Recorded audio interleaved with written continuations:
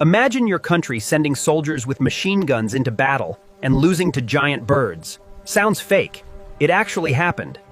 In 1932, farmers in Australia had a serious problem.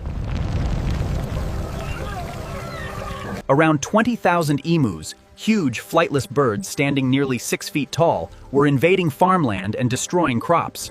Farmers were furious and demanded help.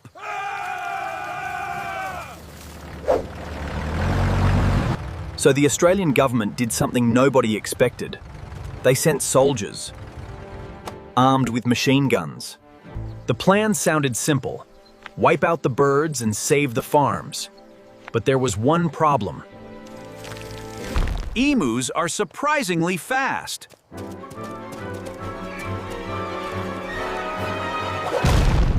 When soldiers opened fire, the birds scattered in every direction.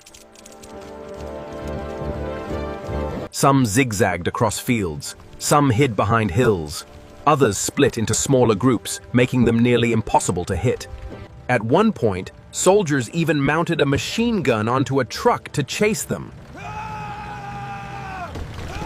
But the truck bounced so much over rough ground that they could barely aim.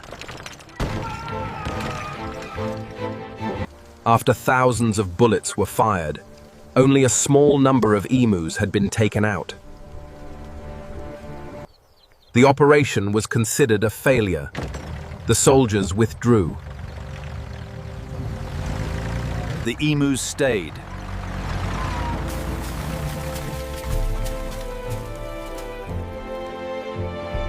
And to this day, people still joke that Australia fought a war against birds, and the birds won.